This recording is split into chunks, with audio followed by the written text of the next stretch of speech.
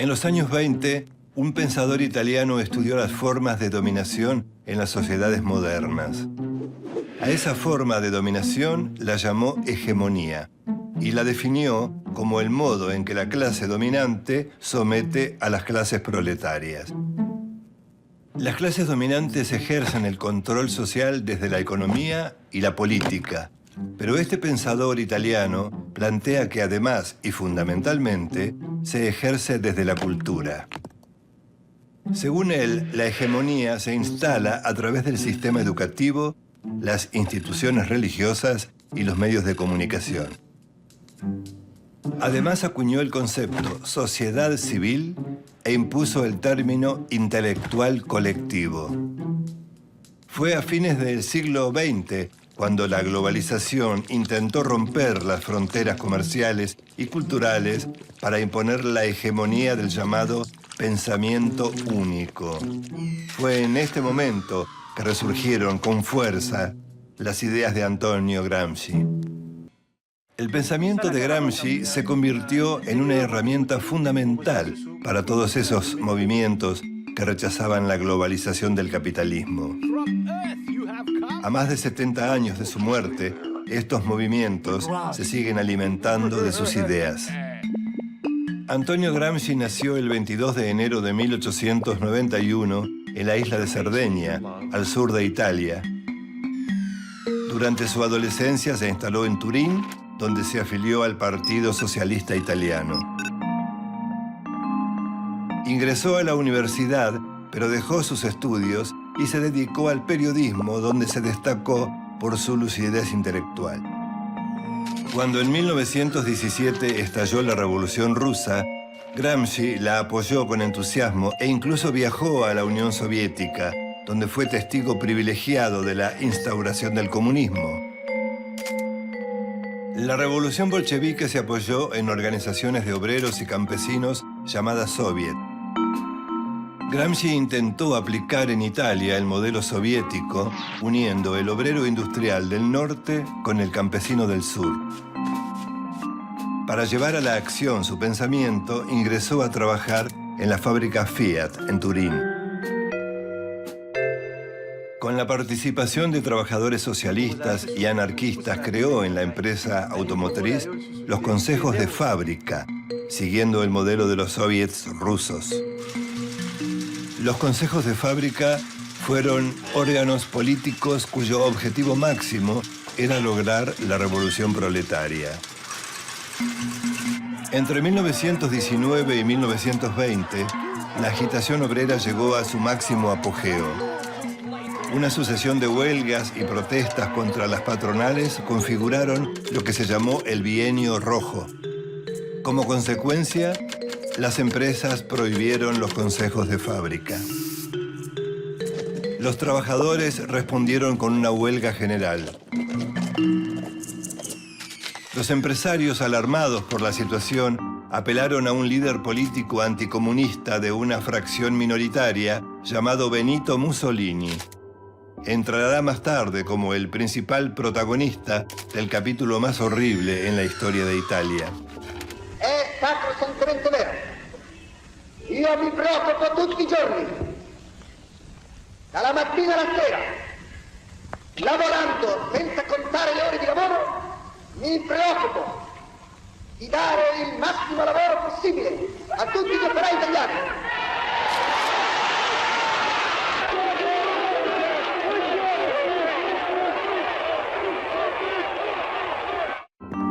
Mussolini tenía su propia fuerza de choque llamada los fascios, de donde saldrá más tarde la palabra fascista. Con sus camisas negras había participado en numerosos episodios de violencia y agresión contra sus adversarios políticos, especialmente socialistas y comunistas. Mussolini sometió por la fuerza a los líderes de izquierda. A partir de estos episodios, las arengas revolucionarias de Gramsci se hicieron más extremas. En noviembre de 1925 fue detenido, luego juzgado y condenado a 20 años de cárcel. Los cargos fueron actividad conspirativa, apología del delito e incitación al odio de clase. El fiscal fascista que lo condenó lo resumió en la frase: debemos impedir funcionar a este cerebro. Ese era el objetivo. Nunca lo lograron. A partir de ese momento se transformó en uno de los presos políticos más célebres de la historia. Justamente en esos años de encierro escribió en unos cuadernos que le permitieron tener en la celda. Esas anotaciones fueron conocidas luego como los cuadernos de la cárcel. En más de 3.000 páginas, Gramsci describe su visión del mundo y propone mecanismos para cambiar la realidad. Según su perspectiva, en toda sociedad de clases hay relaciones de fuerza que son cambiantes. Al igual que Marx, Antonio Gramsci cree que filosofía y política están unidas en el accionar de un sujeto social colectivo, el proletariado. El objetivo de la revolución es transformar las instituciones y las relaciones sociales. También debe cambiar a los hombres porque la revolución debe ser una gran reforma intelectual y moral. Pero para ello es necesario contrarrestar la cultura hegemónica. ¿Pero qué es la hegemonía? Tradicionalmente, el concepto de hegemonía se refiere al predominio de un grupo, clase social, estado o institución sobre otro de su mismo tipo. Gramsci usa este concepto para entender cómo las clases dominantes ejercen su poder en la sociedad y plantea que la hegemonía es una imposición de tipo cultural. Las clases dominantes imponen su idea de sociedad a las clases oprimidas. Su visión del mundo se impone sobre las demás. La hegemonía se instrumenta a través de la educación, la religión y los medios de comunicación, lo que él llama la sociedad civil. Además de una sociedad civil comprometida, toda revolución, dice Gramsci, necesita de condiciones objetivas y subjetivas para materializarse. Cuando los actores sociales reconocen los problemas comunes y se ponen de acuerdo en las soluciones, se están creando las condiciones subjetivas para una revolución. Las condiciones objetivas, en cambio, las provee la crisis del capitalismo. Desocupación, miseria, desplazados del sistema. Pero además, para generar una revolución, es necesario un sujeto revolucionario. El sujeto revolucionario es un sujeto colectivo. Este sujeto colectivo, o sea, la clase trabajadora, genera otra idea hegemónica que transforma a la sociedad y que a su vez influye y transforma al individuo. Esto lleva a otro concepto fundamental de Gramsci: la filosofía de la praxis. No se puede separar al sujeto del objeto, tampoco el ser del pensar y el hacer. La praxis es el territorio donde se unen la idea y la acción. La praxis revolucionaria propone una idea de contrapoder.